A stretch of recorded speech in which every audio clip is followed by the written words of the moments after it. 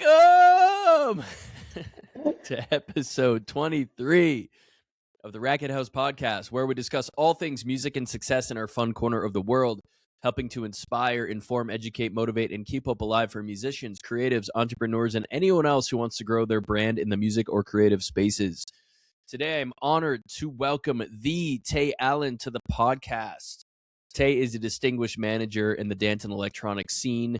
Beginning as an intern for Deep Root Records in 2020, she quickly ascended through key roles including A&R, event producer, label manager, director, and artist manager. In 2023, her wealth of knowledge led her to launch Native Rec, a New York City-based management company that represents electronic acts like QT, Dennis Free, and Gio Luca. Tay also spent a few months in Europe tour managing for our friend Honeylove, who's been on a meteoric rise over the recent years.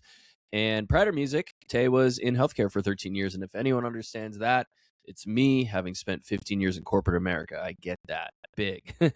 But for now, it's all things music and success in our fun corner of the world as we welcome Tay to the podcast. Let's go. Oh, You still with me? Let's go. I'm here. How are you? I'm good. I don't know if we should let the people out there know what we've been dealing with for the past hour, but you know, it's the world we live in with all these fun technical issues. So this is like our fifth time trying to record this now. So yeah, we're doing good. It's a lovely day here in Denver, warm, sunny, does not feel like winter. I know it's been a little tundra where you're at in New York, so oh yeah, it's cold here. It's cold, but we're keeping warm with the vibes and the music, right? Absolutely. Hell yeah. Absolutely. Yeah. Well, thanks for being here. I think I love how the world works, especially the music world, and even niching down or like in the space that we play in. I play in pretty much every genre, as wearing my hat as the Racket House, artist development, music marketing, all that stuff. But then for my own artist project and former life as a artist manager and record label, A&R and things like that, it was the dance and electronic space. So we met in Miami at Miami Music Week years ago, at a Deep Root party, and it was pool party, it was daytime vibes, super fun.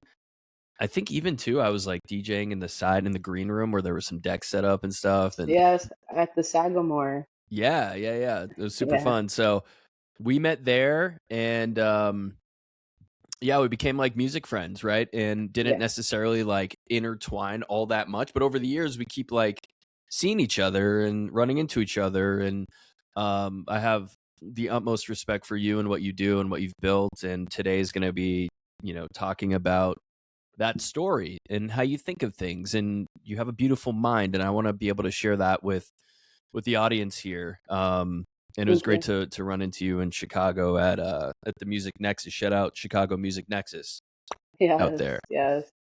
So what do you want to talk about?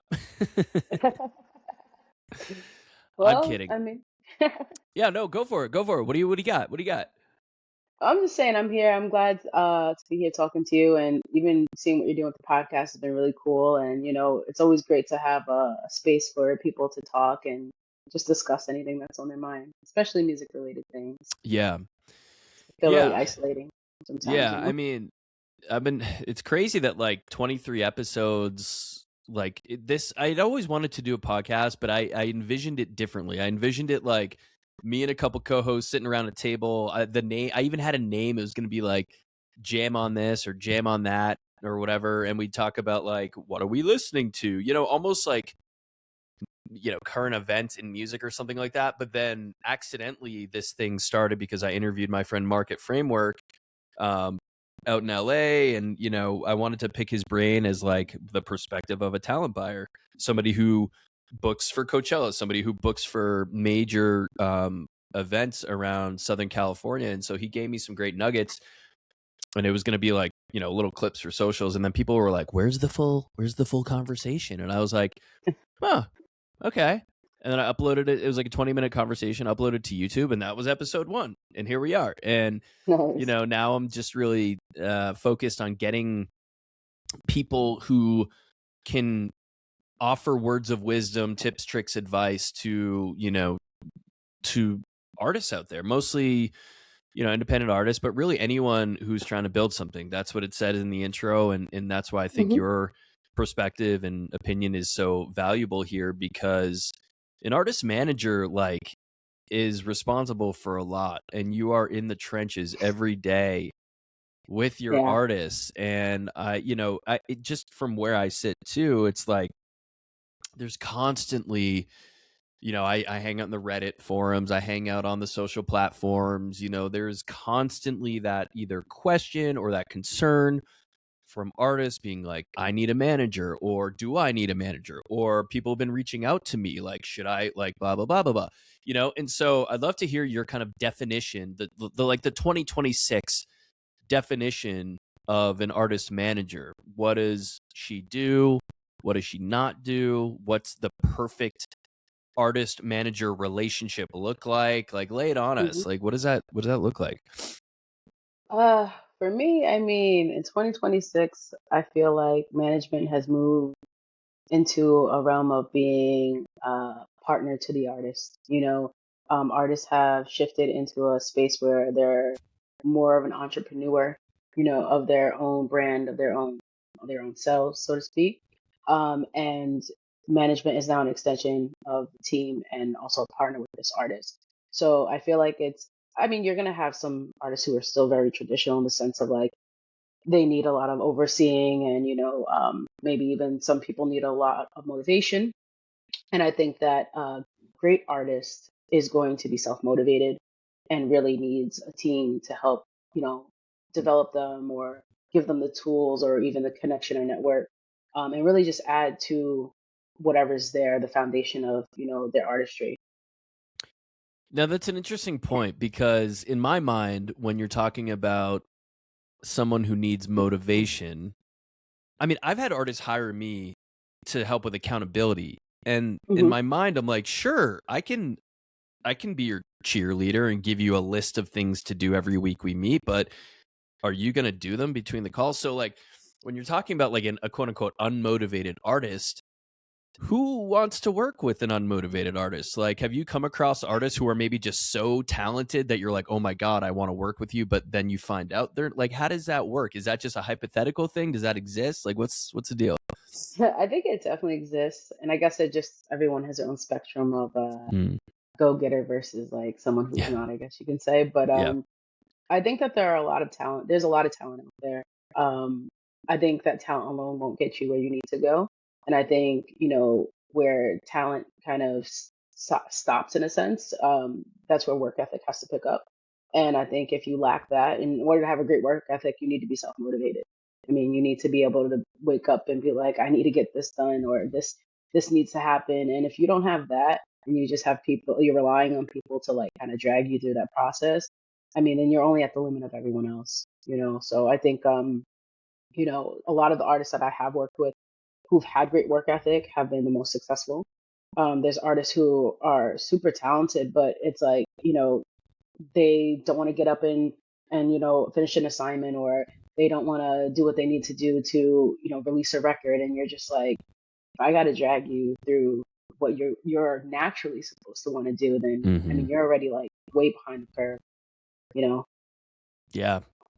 Man, have you been like reading my stuff online? Because you're saying a lot of the same stuff I say. I think Yeah. great minds think alike. Right. Once a manager, always a manager, right? Exactly. So okay, so then, like, what if you had to say, like, pick like one thing that an artist had to own, like, fully, right? That you don't touch, or that, like, maybe you remind them to do it or whatever. Hopefully you're not having to do any reminding of anything because you're working with motivated people. But like, what is something that, like, an artist, like, you don't touch it?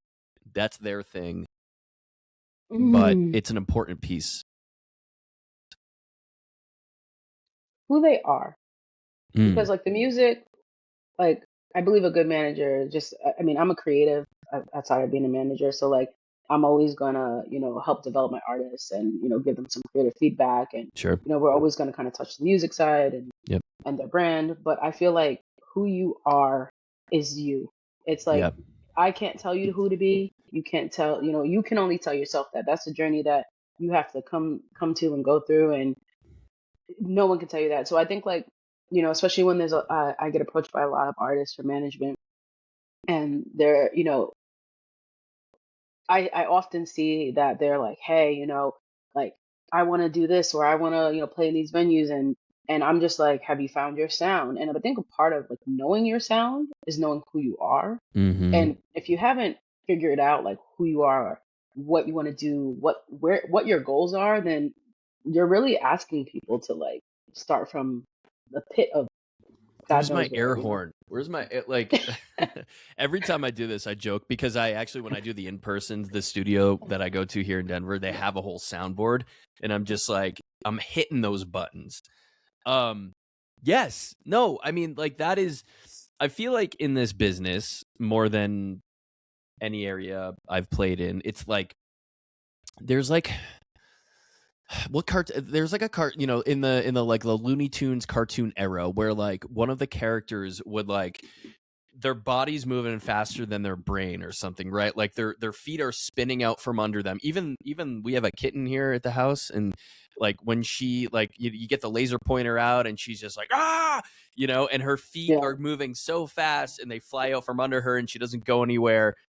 I feel like there's a lot of that in music, like yes, with artists, right? And I'll field phone calls. I've fielded phone calls for almost 2 years now from artists that, oh my goodness, like I just want people to hear my music, and I'm like, okay, then what? Like, what? yeah. That's a big conversation I have with a lot of like, because I work with I all of my acts are emerging. I'm developing them into a more established brand. Um, and the one thing I always say to them is just like, okay, cool. Like, have you had the conversation with yourself about like, okay, yeah, you want people to hear your music. I mean, you could do that from your bedroom, but like, this is a business, this is a career. So the real conversation is, what goals are you trying to, achieve? Because if you just want people to hear your music, then we can just stop the conversation here. You could just go release on Bandcamp through your bedroom and go to your day job and, call it. Like you don't need me to have people hear your music. But Yeah, like if you want to have a real conversation about like what you want to leave in this world in terms of your career, where you want to go, uh, legacy. yeah, your perfect word, your legacy, and it's just like then we can have a conversation about how to build that, how to strategize around that. But if you're like, that's all you have to bring, I don't think Now, you're really ready. again, I have a lot of these conversations, and people will hire me. They will pay me money Yeah. to quote unquote develop them, right? But like the very first exercise or couple sessions we do is this foundational work. So if you encounter somebody or somebody comes to you and says, please manage me, um, and they haven't done that work yet, will you say, okay, let's sit down and figure that out? Or will you not really like open yourself up to that until they've done the work ahead of time and they already come to you with like their pitch, they know what they're about, their why, their goals, all that stuff? Like what sort of how do you proceed with those Yeah. things? Honestly, when I first started my company, yes, the answer would have been yes. And then You would sit down and uh work with them on that stuff.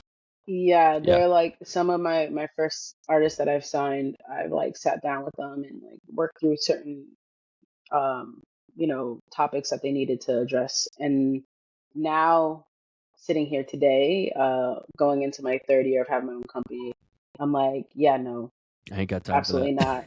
Yeah, yeah, because like now, like the artists that I work with now, like I'm developing them and like in the truest sense of like developing an artist. We're in And it. Yeah. yeah, and I'm just like, yeah, anybody else, like the way you approach a manager business wise, it shows me like how who you are as a a business leader in a sense. Yeah.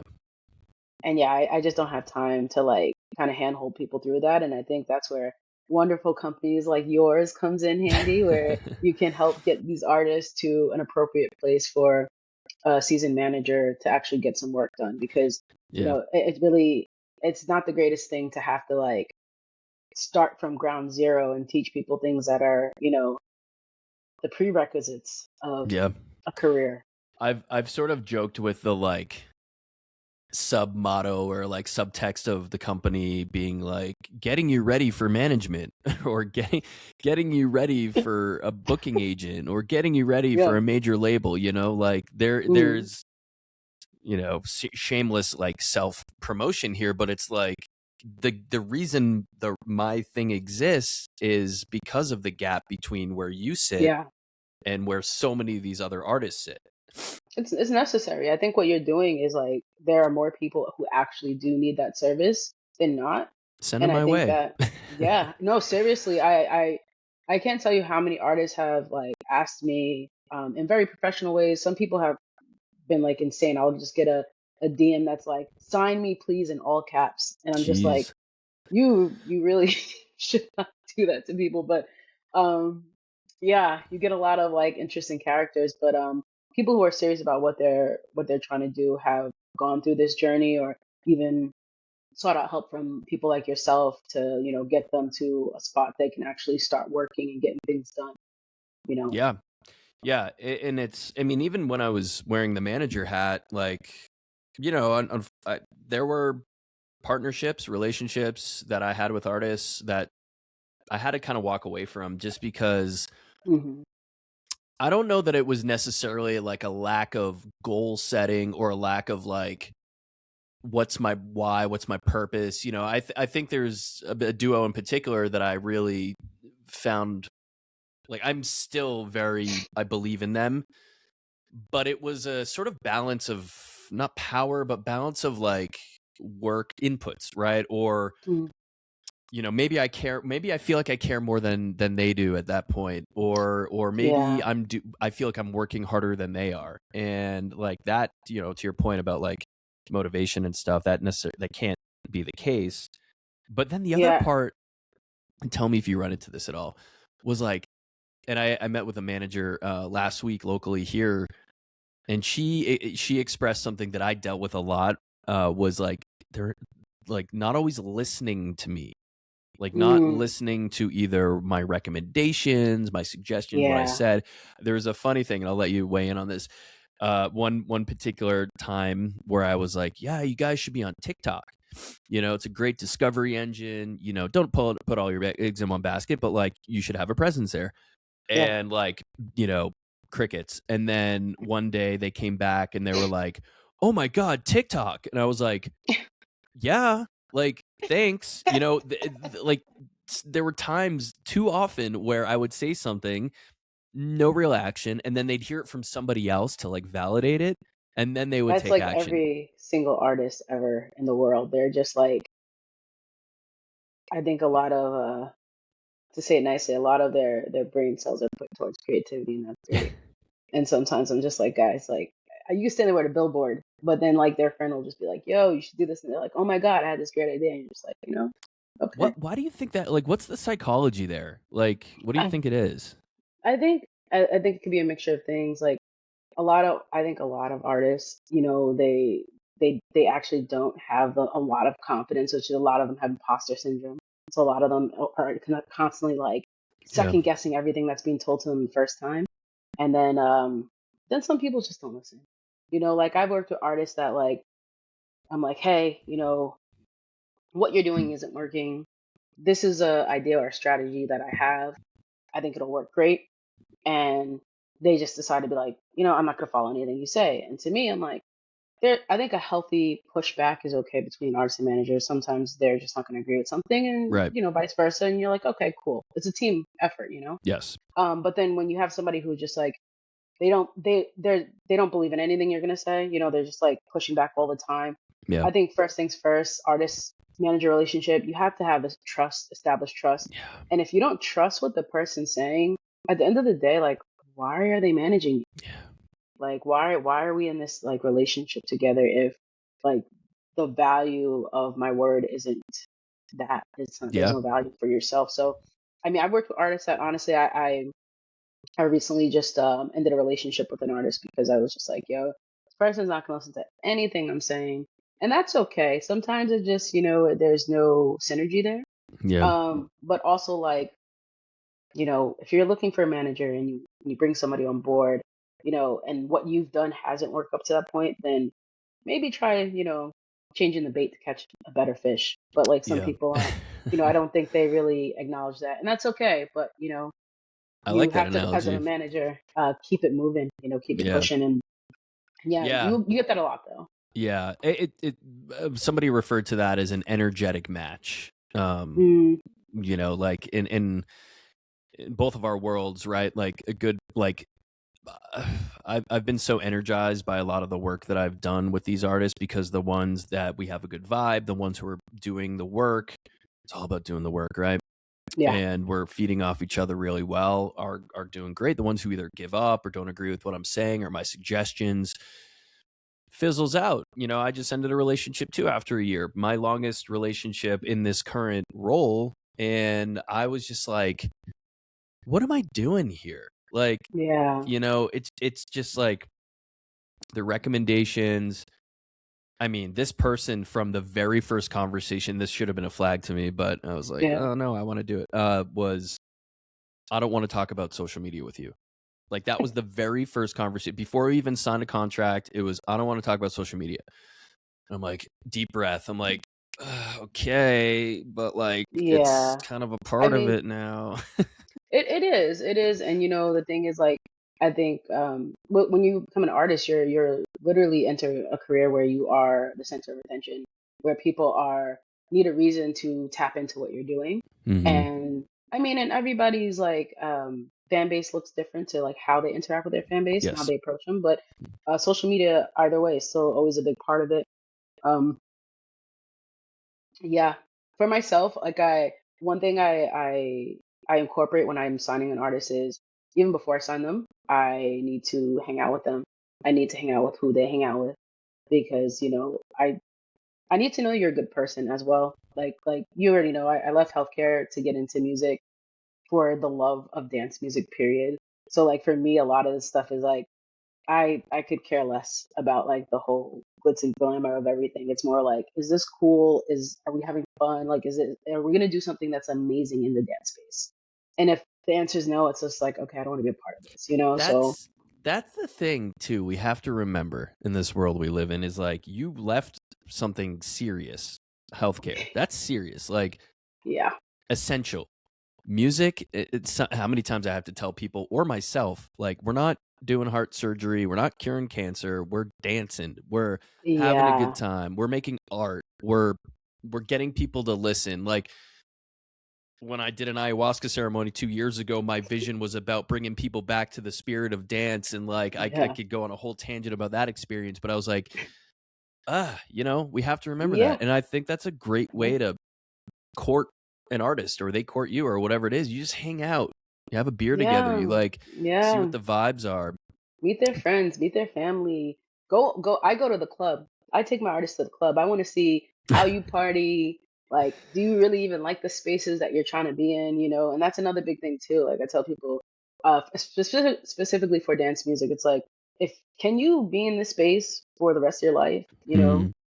Because I mean, the goal is to be able to do what you love, which is dance music for the rest of your life. Make a career out of it. Yeah. Yeah, so like, can you be here?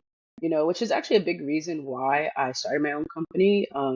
I mean, as you know, I managed Francis Mercier we started his Afro House project together.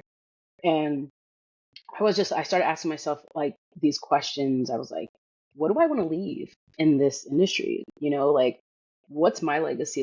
Like I know I left to come here to, big long story short, I worked in emergency medicine and orthopedics, and I was working during COVID, and I was just like, wow, I've watched a lot of people die over 13 years, and I wanted to be more so a part of like the happier parts of people's lives, which is why I chose dance music. Yeah. And so long story short, I'm just like, okay, well, why am I here? Like, well, what legacy do I want to leave? Yep. And I love Afro House, not my favorite scene to be in, honestly. Mhm. And I was like, all right, well, in order for me to like do what I want to do, I need to start something for me and work in all the genres within dance and I love music. So yeah, so I just took the chance and sent it. I mean, that's the spirit of entrepreneurship, right? Like, I was talking to somebody about this the other day, um, where the cliches are cliches for a reason. It's like, you know, I don't. Oh, although I don't agree with this one where it's like, do something you love, you'll never work a day in your life. F that. That's not true at all. Now you'll always work, I'm but it working won't more feel it now that won't I. feel like you're just you know endlessly working. Yeah. Like Well. I Yeah. yeah you know, but yeah. Yes. I gave up my 9 to 5 for my 24/7. That one Yeah, I was is gonna true. say, it's especially like being in dance music, it is my lifestyle. Like I'm always technically bringing work home, but like to me, it really doesn't feel like I am because it's just like a part of who I am. Like Yeah. like a lot of my friends DJ.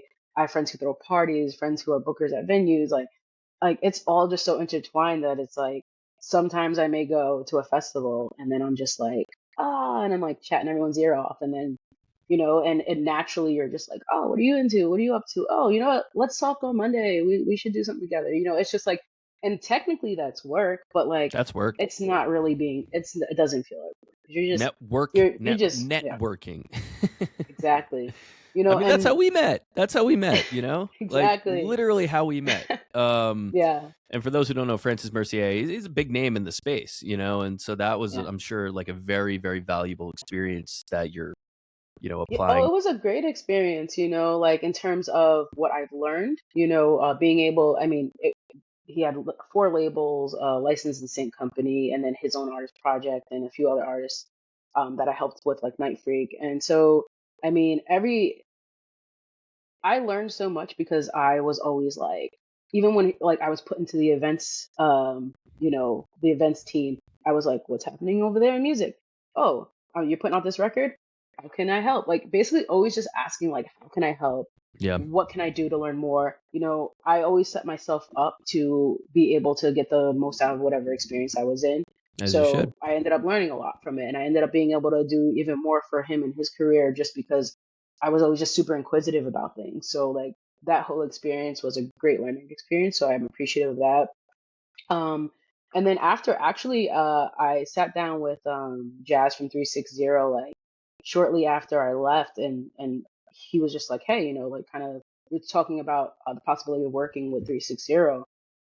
And I was just like, honestly, I can't because I just started this company and I really want to take a chance on myself. And it was really hard not to lean into that. And like, I mean, 360 is an amazing manager, Yeah, yeah. but To get courted by yeah, them is a big deal. Yeah. yeah. But I think like taking a chance on yourself and the type of stuff that I want to do and accomplish in this industry does require me just taking that chance. So, And I'm so glad you did it. I'm proud of you for doing that. I think, again, there's more cliches and more stats and stuff about yeah. like how many people, like, the days where you're like, oh, what am I doing? Why did I do this? I should I have done this? And you're like having maybe I don't know about you. There's days it Oh fills yeah, my of head, but course. There's days I'm just like, self doubt, and then you remind yourself like how many people are doing what we're doing. How many people actually remove themselves from a safe, secure job or path or whatever it is, and said, you know what? I'm going to start my own thing from scratch, from zero. oh yeah. I was on the path to be a physician assistant, and I was just like, I want to try music. Yeah, Whatever. good Yeah, for and I you. actually I said if it worked out for the first what was it, like 4 months that I was between interning and getting offered a job from Deep Root, I was like, if it works out, I'm actually gonna just say forget um, you know, medicine at the time. But I Yeah, mean, I love medicine as well, actually equally. But I just wanted to do something that, you know, made for more the memories soul, than for the soul. yeah, Yeah. for sure, for And here sure. we are. So, like, what's been one of your biggest lessons so far as an entrepreneur? You said, about 3 years in. Uh, don't fall in love with potential. With Like potential, I is that what you think, said? yeah, Hmm. yeah. Like I think when it comes to managing artists, like Okay. Okay. obviously being smart about the potential, in artists is good, but like that's not the end all. Like they have to have so much more than just like the potential of being good artists or having, potential talent. So like Mm, being more strategic about, okay, like can I actually build a career with this person? Like they what they want something that you can actually build a career off of. yeah. Like not just being like, wow, yeah, like this is they have some great music, but like, can you actually like create a career out of what they want and what they have going on, and does it all align? That's And important. yeah, So that's yeah. an interesting thing, because my question was as an entrepreneur, and then you went to an artist manager, but I think that same sort of idea can be applied throughout, right? Like when you think of potential, when you think of what could be possible, I Hmm. think you sort of need to explore those avenues, but then you also need to have some kind of like barometer or litmus test around like, do these boxes, are about enough boxes checked, or are the right boxes checked for this to make sense to move forward? And I actually have created I should patent this, but like I work with artists on something that I call the fuck yeah checklist, and that is like, Yeah. that applies to like gig opportunities and Hmm. should really apply to any opportunity. But like in our world specifically, like the DJ world, maybe less with other musicians, but I think maybe there's more opportunities to DJ, but those opportunities aren't always good ones. So it's Mm. like, are we saying yes to something that will positively impact the long-term position of our career? And Mm. so by like just not willy-nilly taking every gig that's offered to us or opportunity that's offered to us, having a defined set list of, does it check this box, this box, this box, and then yes, okay, then I take that gig. Do you Yeah. have kind of your own kind of fuck yeah checklist when it comes to like artists, right? Like when you're thinking Yeah. about, yes, no, I will work with these people. Yeah, yeah, absolutely. Like it's basically similar to what I said earlier about connecting with them outside of just like the business front, like on a personal level. Mm-hmm. So a lot of those like fuck yeahs are from that, from just like that initial vetting. Um, I guess also, by the way, a more general answer for like a overall entrepreneurship, I would Mm, say community. Like yeah, um, that's a big one for me. Like when you start something on your own, you realize you're going to be leaning on your community a lot, yeah. and that could be in so many different ways. I mean, recently I decided to launch a brand called Simmer, which is Shout a out creative Simmer. platform, which is a creative platform of curated projects that highlight some of the creatives that I work with or that I admire and have admired, and finding ways to just highlight them and tell their stories in real Mm, time. Um, and right now, I'm doing a pop up. I'm building out a pop up for Miami Music Week, and one of my great friends who has shout out 9 Banger Boys.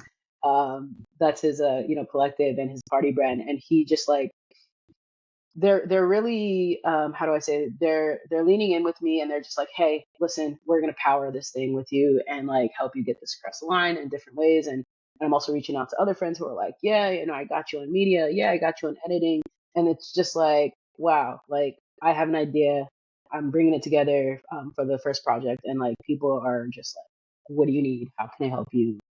And and these are all people that they've leaned on me too in the past, and it's just yeah, been like a community of people who care about each other and are just like, hey, like anything you need, I got you, because I know how hard it is. I know how hard it is to like have an idea and then turn it into something that makes sense and that yeah, is actually active. So shout out to all my community and the people in my life that care, because that's huge. And as an entrepreneur, you got to learn how to build community and how to lean on them and not be afraid to, when you do need to.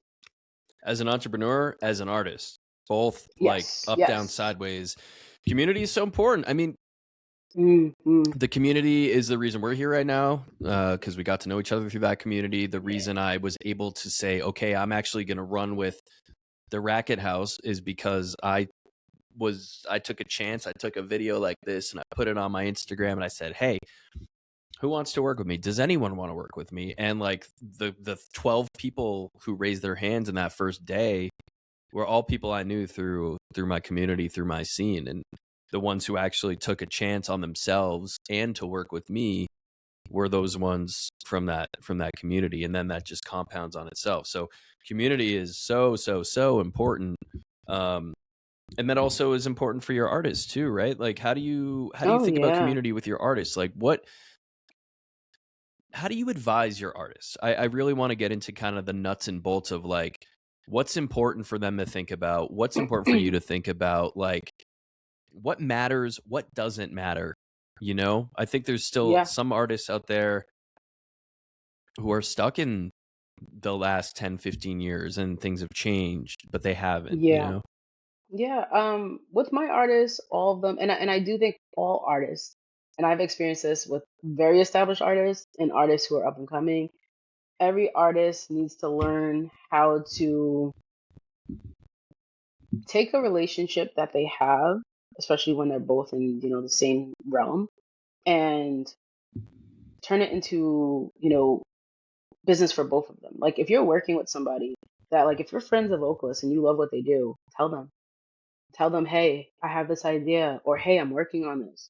How can we work together? And I feel like every time I talk to an artist, they're just like, yeah, my friend is doing this, but I'm just like, so why didn't you reach out? Why are you acting like you don't know them? Why are you like approaching this as if they're a stranger? Most people, like, people are just people. Even people you don't know. If you like what Yeah. someone's doing, just like reach out and tell them. Be respectful, tell them, but also like learn how to have a business conversation. By that I mean, like, when you approach somebody, learn how to speak to them appropriately, and don't just word vomit and Yeah. on people and be like, hello, how are you doing? This is my idea, and and you're not even like really speaking to them like a human being. Sorry, what was uh, that?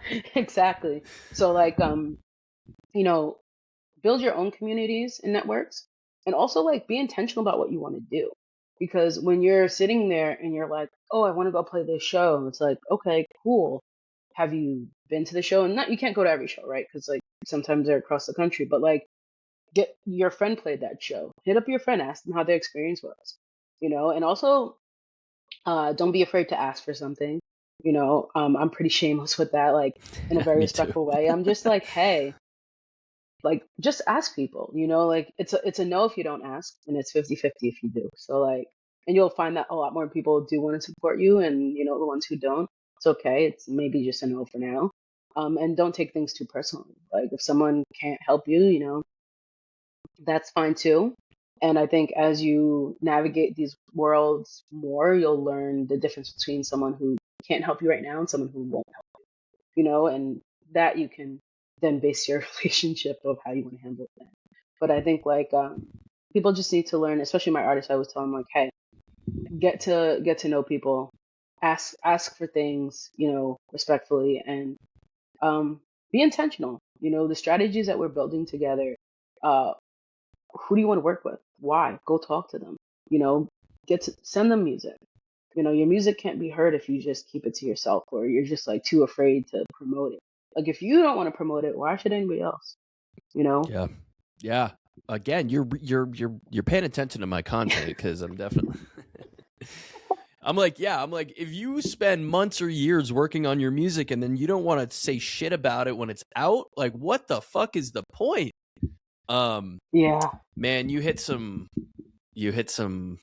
ones there for me because there's a lot of mental hurdles in life, not even in music, Yeah. not even in building, not even entrepreneur, like just like asking for something, um going out and doing something, like recognizing an opportunity, like this one of the artists, an artist that I was referring to that, I was working with for a while, I stopped working with, like, um they wanted to, um I forget what it was. I don't know if they wanted to like try to get a feature from like Wiz Khalifa. I don't know. There was something with like Wiz Khalifa, right? And Hmm. he actually was connected because worked with this producer who's worked with Wiz and Mac Miller and all the, and like and I was like, oh shit, like Wiz Khalifa. I live in Denver. I'm like, Wiz Khalifa's playing at Red Rocks. You should come out.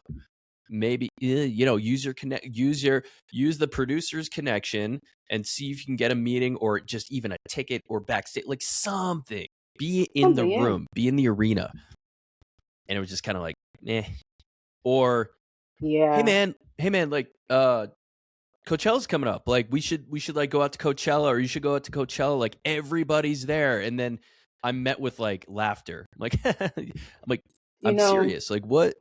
I don't know if you know LPGOB, Yeah, but yeah. she infamously says, for dance music, the club is our golf course, and like, if you want to be in these scenes where people get to know you, that you have to invest in yourself. And the investment looks like, for dance music, like flying to that festival, flying to IMS, flying to ADE for in October. Um, if you're in the the Afro house or even melodic techno space, going to Zamna in January. Like going to Day Zero, like being able to understand like I need to be in these spots so people know like I'm not AI, but also like that Yeah. I'm a human being and I'm here and I'm a part of this. Like I personally, to each his own, but I do not understand a DJ who does not like club or have it go out. I get like touring DJs who don't go out that much because it's a little bit of different world when you're up there and you're already like rotating your tour dates and things like that. But like when you're up and coming and you don't go out, people don't know who you are. It's possible, but it's just going to be a lot harder for you because I mean nobody knows who you are. The reason why it was quite less of a challenge for me to like go in and be like, oh yeah, actually I know this person, I know this person, I know that person. It's not because I'm like on email threads with everybody. It's because I'd be at a party and I'd just be like, oh hey, what's up? Like, funny story, Andy from Shermanology. Did not know what the guy looked like at all. Like I've heard of Shermanology at that time before, but I ended up at a Green Velvet's Miami Music Week party, and I was dancing, and he was like across dancing, and we kind of like bumped into each other, and we were just like, hey, and we just ended up being like, oh, exchanging numbers, like having a great time, and then I was like, oh shit, okay, you're Andy from Sherm. Not like we ended up, I ended up finding out 'cause we were just like having a conversation with him. But that was like the most natural just interaction. It Literally was just just from bumping into being outside. Yeah. And it's like, but you'll find that like a lot of the people I've met in the industry is just because like I'm outside, I'm at Yeah. the afters, Yeah. I'm just like hanging out, having a good time. And you don't have to, be out getting in trouble and, No. getting sloshed or anything, but you can go out and have a good time, enjoy the music, enjoy the spaces that you want to be a part of. And great things will It happen. You'll magnetize towards the right people, yeah. you know? Yeah, again, like I'm constantly beating that drum like even in my like I don't know, I like the weekly checklist, for artists or whatever, like get out Hmm. once a week. That's on Yeah. that list is like go out and be a face in the place. And like when I was living in LA, there was one artist in particular, this girl, she had maybe when I met her been DJing for a year or two, very new to the scene, super nice. I kind of like potential. I saw like something there, but what I kept seeing was because I'm going out all the time and trying to go to these events and network and all stuff, she was always there. And she was often more than I was, and often there at everything. And I move away to Denver a year and a half ago, and I'm seeing this girl's name on everything. And she even played Coachella. I mean, like still like an opening slot, but she's got her name on Coachella. She's got her name on Lightning in a Bottle. She's got her name on direct support for enter big name DJ there. Like I'm like, damn, all in the span of a couple years, talented, of course, but like Yes. heavily because of the work She's she put in, outside. the Yeah. effort. Yeah, she's outside, and Yeah. the ones who just are like staying in their space and not not getting outside the four walls is just like it's It's a part of it. detriment to themselves. And Yeah. another thing too is that when you are in these spaces, leave your ego at the front door. Like, do not bring it into the venue with you. Yep. I mean, I've had instances where like I've introduced emerging acts to like massive artists for them to then like brush them off and act like they're like the person wasn't anything. Not that they needed to like bow down or anything, but like the person was having normal interaction with this emerging act and they're just like, yeah, rolling their eyes at them. And I'm like, bro, like if you're in a room with people that you aspire to be continuously playing amongst, you know, say hi, act like a normal human being. Yeah. Like when you have like a really like standoffish attitude, like nobody's gonna want to work with you. You just Yeah. gotta like be respectful out here. I yeah. Well, two things come to mind. First of all, Chicago Nexus. Shout out again, Sherm, Olivia. Like, and Yeah, shout out to them. that was a very last minute thing for me to go to. I'm so glad I did. And like, I spent the entire day just chatting with people I knew, people I didn't know, and Hmm. everybody was so nice. Like They're so nice there. everyone was Awesome group. genuine. Everyone was genuinely interested in like learning from each other, meeting, exchanging numbers, all that stuff. Like that stuff is huge. And then on a bigger scale, ADE. I think was really cool. For those who don't know, Amsterdam Dance Event, massive music conference in Amsterdam every year. And like that's that, you know, I'm using their app to do this like Tinder swipe thing where like, you know, I think it's pretty cool, honestly. But like, yeah, It is. you build a profile on an app, and then you can match with people who are on that app, and literally just be like, hey, you do this thing, I do this thing, let's have a meeting, let's grab a coffee. And people are like, yeah, let's do it. And then even if there isn't an exact match to like partner or to work together, like you still make a Yeah, connection. And let's meet that's some cool people.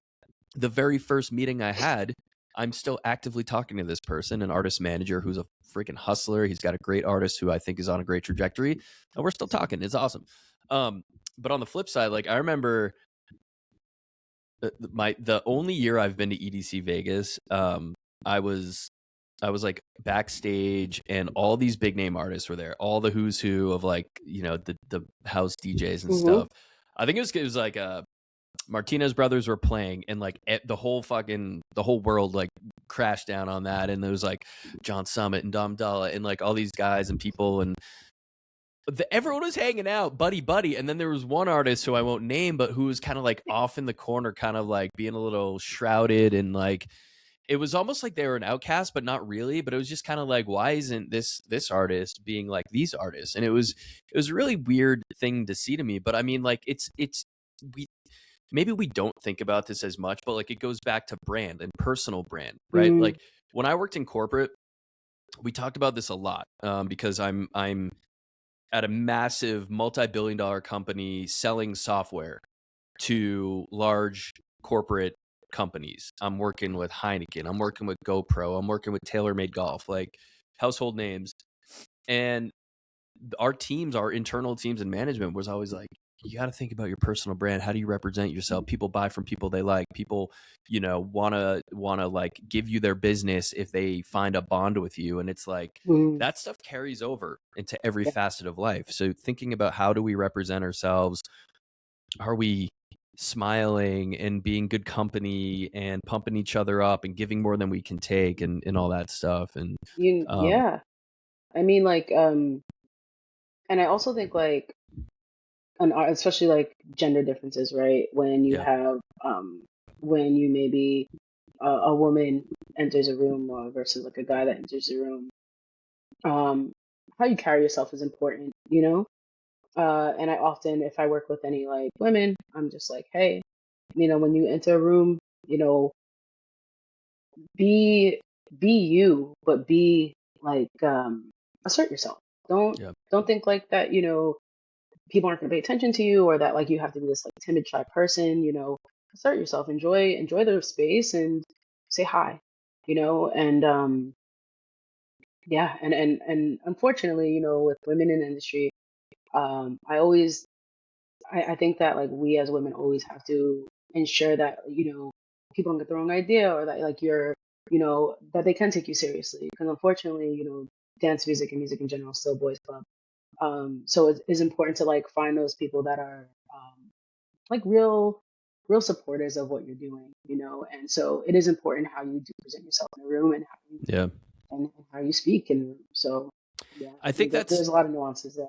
Yeah, there's a lot of new, and then again, for some people, it's mental gymnastics. It's mind over matter. And like when people meet me, they're like, oh, they think I'm this like type A, like outgoing, extroverted person. But I'll be the first person to say I'm an introvert. I'm an extroverted You could have introvert. actually fooled me. I see this, but this is training myself over 38 years, more like 18 years. I think Yeah. where the shift happened was when I started working sales jobs in Mhm. college and then after college, where I literally had to like learn how to make small talk. I had Mhm. to learn how to ask questions. Had to learn how to be more curious. And that is something that I like have taken to heart and trained myself to do over the years. But for people who haven't had that experience, like I took public speaking courses in college. I had like training in at some of these jobs around like presentations or negotiations or cold calling. literally 2 days of cold calling, like training, Mm. and like how to get somebody to give you an answer you're looking for, like all these things. I'm super grateful for that experience, and I know Yeah. not everybody gets that experience, but like, I mean, how do you recommend a shy person break through and do that, right? Like, how do you, Yeah. what, you know? Honestly, like I'm by nature actually a shy person. See, could have fooled Um, me. I've learned how to be more just like, like just You've to learned. like, Yeah. who cares what people think kind of thing, Yeah. Yeah. But also like I will say one thing about being in an industry full of people who are consistently like only want to be near people who can do things for them. Yeah. I truly deeply value people who just love people and like authentically want to connect without anyone being able to do anything for them. Mm-hmm. Um, and I will say a funny story about Dom Dollar. Let's go. I He was was actually somebody in the EDC story I just told. He was in that, yeah, he was in the friendly pile. yeah, yeah. I mean, he's such a great human, But funny story, back when I first met Taylor, I ended up in Vegas with her, Honey Love, and I ended up in Vegas with her, and I ended up connecting with this guy there, and we were having such a good time. And he's like, "Oh, you're so awesome, you should follow me on Instagram." Sure, yeah. And then I'm like, That's such a I, that's such an industry thing to do. I was like, seriously, brother. But we laughed it You're off like, or whatever sure. because honestly, I Yeah. never know I don't look at what people look like. I Yeah. just kind of and I at that time I was only like a year or two into the industry, so I don't like pay attention to what people Thinking look much like. on it. But Yeah.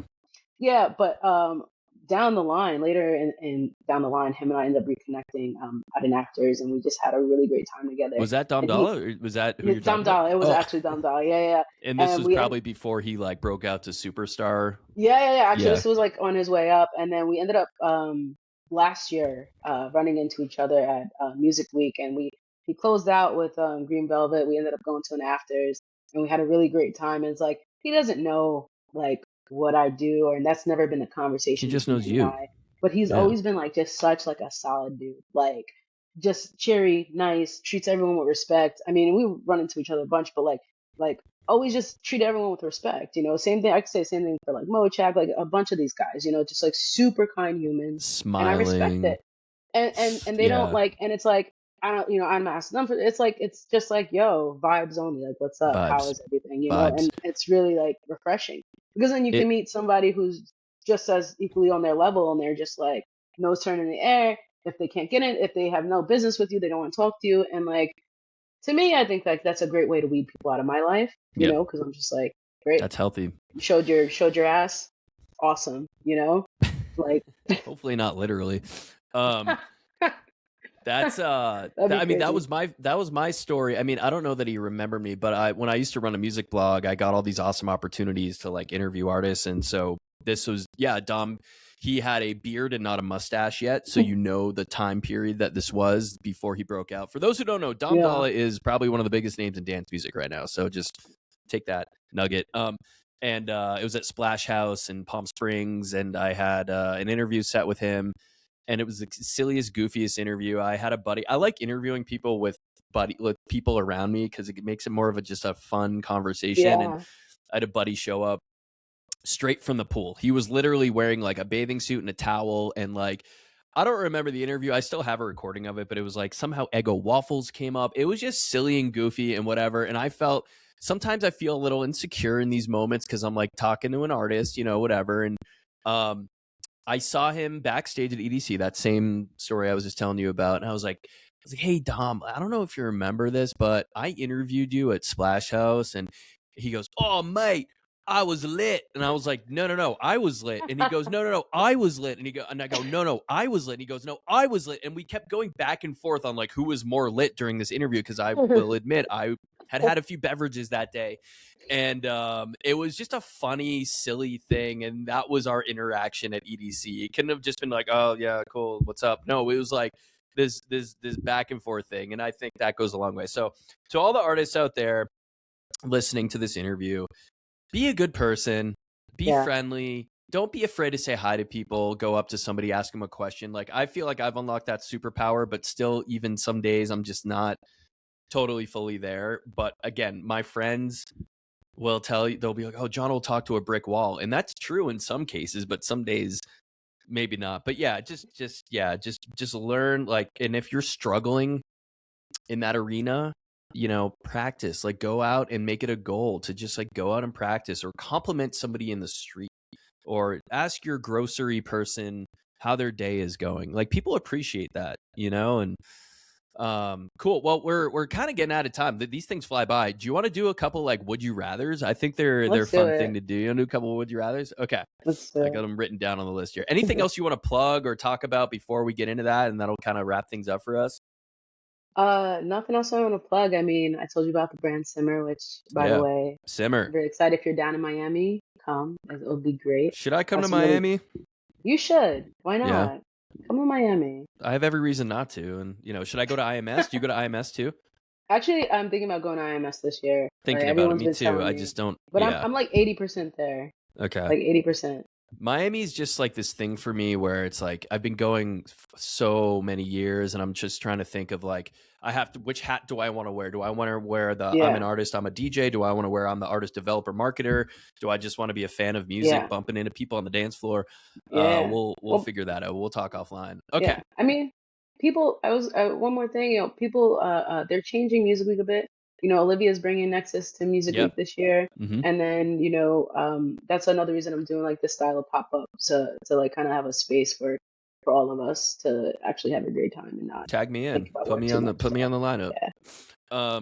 Yeah, no, I agree with you. They're bringing Miami Music Week back to conference status, and I think they're trying to do that because of like it got away from that. It used to be called Yeah. Winter Music Conference. It used to be just about the part. Well, there was this like now it was more about the parties, and I think ADE maybe has really caught on globally, and maybe they're Mhm. trying to bring it back to that. So we'll talk offline. It's Let's on do the it. radar for sure. So one thing that is always on artists' minds is money, monetization. How do I, so many of these artists want to just figure out, I just want to make money from music. I want to make a full-time career out of music. Very hard to do. There is money in music, but it's controlled by a lot of people at the top, right? So for you and your artists, like where's the bulk of your, you're on a commission model, I'm guessing. So like where's the bulk of your commission coming from? Touring gigs, but the right gigs and the right touring.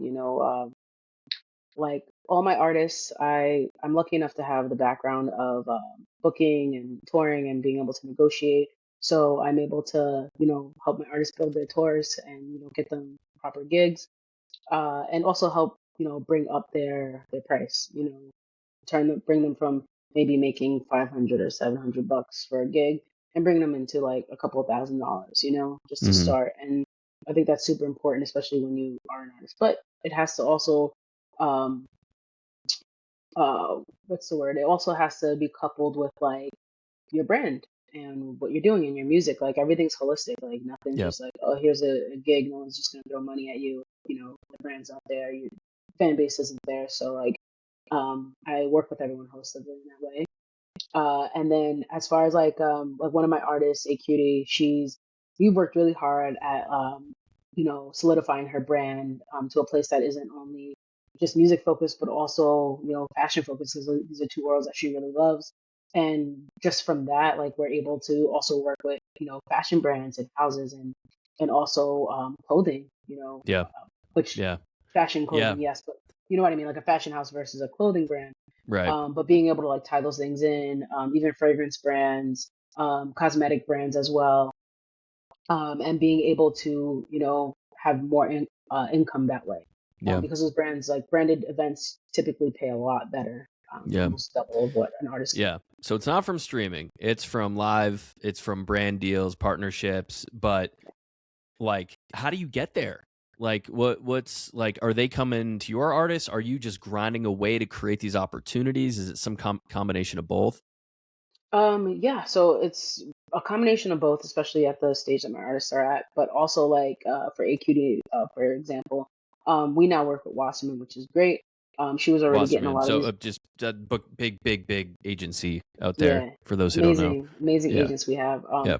But they also have like a branding arm, to the company, and so now we're able to take the things that we were already doing, and then build a bigger strategy with their company. Yep. But previous to that, it's people coming to her, or me being like, hey, I have a friend. Like, I have some great friends who work in, with brands, and they may be like, hey, I love your artist, and I know, I love what they do. Yeah. Can we put them on the show? Yep. So it's really like hustling, but also like letting people know who you are, making sure that your brand is so solid that Yeah. when people are booking you, they know what they're getting, and they know the vibe, the energy that comes with that as well. So yeah, but we worked really hard, changing her press shots, making sure we have stylists at these shoots, so that we can like convey like who she is and what she stands for across in those photos. Yeah. So we start there, and then start aligning with brands that make sense with what she's doing. You hear that, everyone out there? Your brand matters. How you represent yourself, how you look, what your vibes are. And of course, you got to, work to build that up over the years. And then when you get recognized and courted by a Wasserman, you're not on easy street, but like that can really help elevate things. So awesome. Thanks for that. All right. Would you rather fire a talented artist who won't listen or keep an average artist who executes everything? It depends on why the artist isn't listening. Like, if the reasons are things that I can help them develop, I'll keep the artist that doesn't listen because they have talent.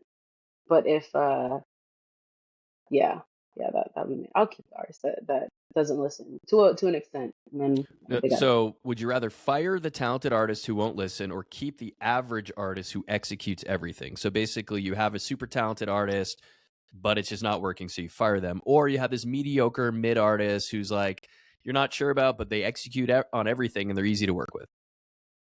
I'll fire the other artist. Yeah, I'll fire. fire him. Yeah, Yeah. Would you rather turn down a bad deal today or take it knowing it unlocks leverage later?